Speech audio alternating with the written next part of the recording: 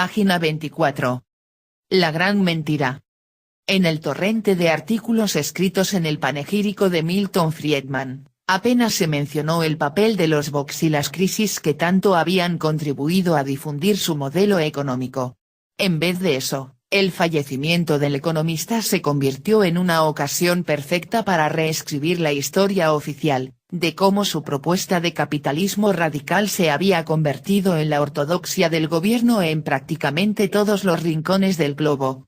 Es un cuento de hadas, libre de toda violencia e imposición que tan íntimamente ligadas van en esta cruzada, y representa el golpe propagandístico más exitoso de las últimas 3 décadas. El cuento empieza así. Friedman dedicó su vida a una pacífica lucha de ideas contra los que creían que los gobiernos tienen la responsabilidad de intervenir en el mercado para suavizar su dureza. Él estaba convencido de que la historia se había equivocado cuando los políticos empezaron a prestar atención a John Maynard Keynes, el arquitecto intelectual del New Deal y del moderno estado del bienestar. El hundimiento del mercado en 1929 había establecido un consenso general, el laissez-faire había 24 fallado y los gobiernos debían intervenir en la economía para redistribuir la riqueza y fijar un marco de regulación empresarial. Durante esa etapa oscura para el libre mercado, cuando el comunismo conquistaba el este, y mientras Occidente se entregaba al estado del bienestar y el nacionalismo económico arraigaba en el sur postcolonial, Friedman y su mentor, Friedrich Hayek, protegían con suma paciencia la llama del capitalismo en estado puro, sin empañarse por los intentos keynesianos para crear riquezas colectivas que fueran la base de una sociedad más justa. En mi opinión, el mayor error, escribió Friedman a Pinochet en 1975, consiste en creer que es posible hacer el bien con el dinero de los demás. Pocos escuchaban, la mayoría de la gente insistía en que sus gobiernos podían y debían hacer el bien. Friedman fue descrito por la revista Time en 1969 en términos despectivos, un duende o un pesado, y era reverenciado como profeta de una selecta minoría.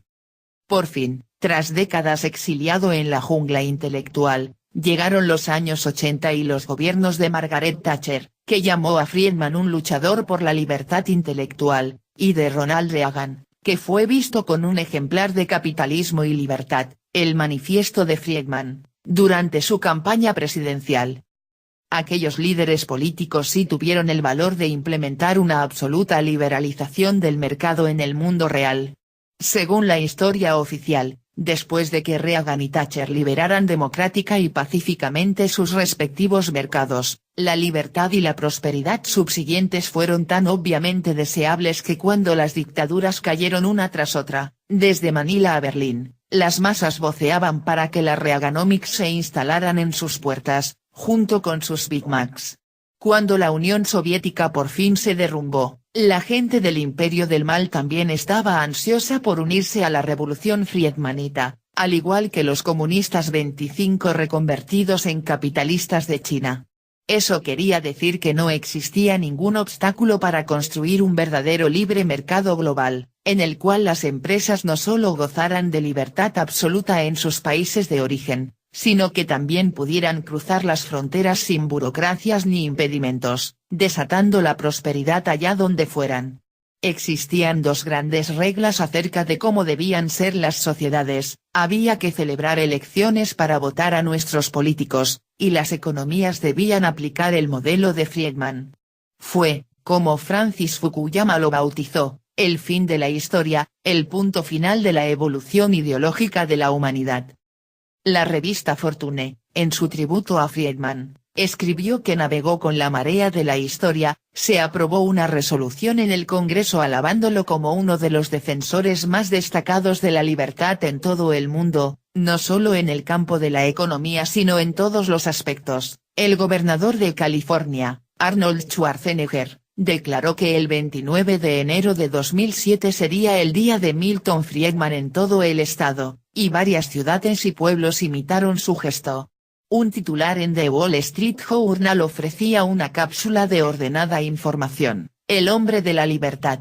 44 Este libro es un desafío contra la afirmación más apreciada y esencial de la historia oficial, que el triunfo del capitalismo nace de la libertad, que el libre mercado desregulado va de la mano de la democracia. En lugar de eso, demostraré que esta forma fundamentalista del capitalismo ha surgido en un brutal parto cuyas comadronas han sido la violencia y la coerción, infligidas en el cuerpo político colectivo así como en innumerables cuerpos individuales. La historia del libre mercado contemporáneo, el auge del corporativismo, en realidad, ha sido escrita con letras de shock. Hay mucho en juego. La alianza corporativista está cerca de conquistar su última frontera, los mercados y las economías del petróleo del mundo árabe, hasta ahora 26 cerrados, y sectores de las economías occidentales que llevan tiempo protegidos de la regla de los beneficios, incluyendo la respuesta ante los desastres naturales y los ejércitos. Puesto que ni siquiera se pretende buscar el consenso público para privatizar funciones tan esenciales, ni en el frente doméstico ni en el extranjero, es necesario convocar a los jinetes de la violencia creciente y de catástrofes aún mayores para alcanzar dichos objetivos. Paradójicamente, como el papel decisivo de los shocks y las crisis ha sido expurgado tan eficientemente del historial del auge del libre mercado, las tácticas extremas desplegadas en Irak y Nueva Orleans a menudo se tachan de prácticas incompetentes o de amiguismo por parte de la Casa Blanca de Bush. En realidad, las hazañas de Bush son una mera punta del iceberg creado, una diminuta porción de una campaña monstruosamente violenta que lleva en pie de guerra 50 años para lograr la absoluta liberalización del mercado. Cualquier intento de responsabilizar a determinadas ideologías por los crímenes cometidos por sus seguidores debe plantearse con absoluta prudencia. Es demasiado fácil afirmar que la gente con la que no estamos de acuerdo no solo se equivoca, sino que también son tiranos, fascistas y genocidas. Pero también es cierto que algunas ideologías constituyen un peligro para la sociedad, y que deben ser identificadas como tales. Me refiero a las doctrinas fundamentalistas y reconcentradas, incapaces de coexistir con otros sistemas de creencias. Sus seguidores deploran la diversidad y exigen mano libre para poner en marcha su sistema perfecto. El mundo tal y como es debe ser destruido, para que su pura visión pueda crecer y desarrollarse debidamente. Arraigada en las fantasías bíblicas de grandes inundaciones y fuegos místicos, esta lógica lleva ineludiblemente a la violencia. Las ideologías peligrosas son las que ansían esa tabla rasa imposible, que solo puede alcanzarse mediante algún tipo de cataclismo. Generalmente, los sistemas que claman por la eliminación de pueblos y culturas enteros con el fin de satisfacer una visión pura del mundo son aquellos que profesan una extrema religiosidad y que propugnan la segregación racial. Pero desde el colapso de la Unión Soviética, se ha producido un reconocimiento histórico de los grandes crímenes cometidos en nombre del comunismo. Los sótanos de las agencias de información soviéticas han abierto sus puertas a investigadores que se han apresurado a contar el número de muertos en hambrunas, campamentos de trabajos forzados y asesinatos. El proceso ha generado un fuerte debate en todo el mundo respecto al papel de la ideología que había detrás de estas atrocidades, y hasta qué punto ésta es responsable de aquellas, o bien si la distorsión del sistema se debe a que tuvo líderes como Stalin, Ceausescu, Mao o Pol Pot. Fue el comunismo de carne y hueso el que impuso la represión en masa, que terminó creando un reinado del terror estatal, escribe Stéphane Courtois, coautor del polémico El libro negro del comunismo. ¿Podemos decir que la ideología no tiene la culpa? Por supuesto que no. Pero tampoco se puede deducir que todas las formas de comunismo sean intrínsecamente genocidas, Corno se ha dicho con total desparpajo. Ciertamente fueron interpretaciones doctrinales y dictatoriales de la teoría comunista que despreciaban la pluralidad las que llevaron a las ejecuciones masivas de Stalin y a los campos de reeducación de Mao. La dictadura comunista está, como debe ser, por siempre empañada por esos experimentos en sociedades reales. ¿Y qué hay de la cruzada contemporánea en pro de la libertad de los mercados mundiales?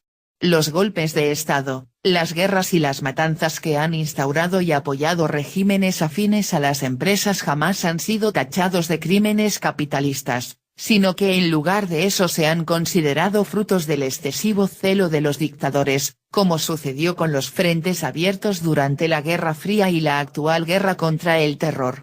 Si los adversarios más comprometidos contra el modelo económico corporativista desaparecen sistemáticamente, ya sea en la Argentina de los años 70 o en el Irak de hoy en día, esa labor de supresión se achaca a la guerra sucia contra el comunismo o el terrorismo.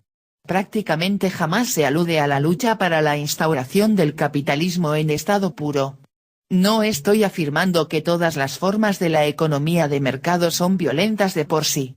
Es perfectamente posible poseer una economía de mercado que no exija tamaña brutalidad ni pida un nivel tan prístino de ideología pura. Un mercado libre, con una oferta de productos determinada, puede coexistir con un sistema de sanidad pública, escolarización para todos y una gran porción de la economía como por ejemplo una compañía petrolífera nacionalizada, en manos del Estado. También es posible pedirles a las empresas que paguen sueldos decentes, que respeten el derecho de los trabajadores a formar sindicatos, y solicitar a los gobiernos que actúen como agentes de redistribución de la riqueza mediante los impuestos y las subvenciones, con el fin de reducir al máximo las agudas desigualdades que caracterizan al Estado corporativista. Los mercados no tienen por qué ser fundamentalistas. Keynes propuso exactamente esta combinación de economía regulada y mixta después de la Gran Depresión, una revolución en las políticas públicas que dio lugar al New Deal y a transformaciones parecidas en todo el mundo. Era exactamente el sistema de compromisos, equilibrios y controles que la contrarrevolución de Friedman se dispuso a desmantelar metódicamente en todo el mundo. Bajo este prisma, la Escuela de Chicago y su modelo de capitalismo tienen algo en común con otras ideologías peligrosas, el deseo básico por alcanzar una pureza ideal, una tabla rasa sobre la que construir una sociedad modélica y recreada para la ocasión. Esta ansia por los poderes casi divinos de una creación total explica precisamente la razón por la que los ideólogos del libre mercado se sienten tan atraídos por las crisis y las catástrofes. La realidad no apocalíptica no es muy hospitalaria para con sus ambiciones, sencillamente. Durante más de 35 años, el motor de la contrarrevolución de Friedman ha sido la singular atracción hacia un tipo de libertad de maniobra y posibilidades que solo se da en situaciones de cambio cataclísmico. Cuando las personas, con sus tozudas costumbres e insistentes demandas, estallan en mil pedazos, momentos en los que la democracia parece una imposibilidad práctica. Los creyentes de la doctrina del shock están convencidos de que solamente una gran ruptura como una inundación, una guerra o un ataque terrorista, puede generar el tipo de tapiz en blanco, limpio y amplio que ansían. En esos periodos maleables, cuando no tenemos un norte psicológico y estamos físicamente exiliados de nuestros hogares, los artistas de lo real sumergen sus manos en la materia dócil y dan principio a su labor de remodelación del mundo. Página 30.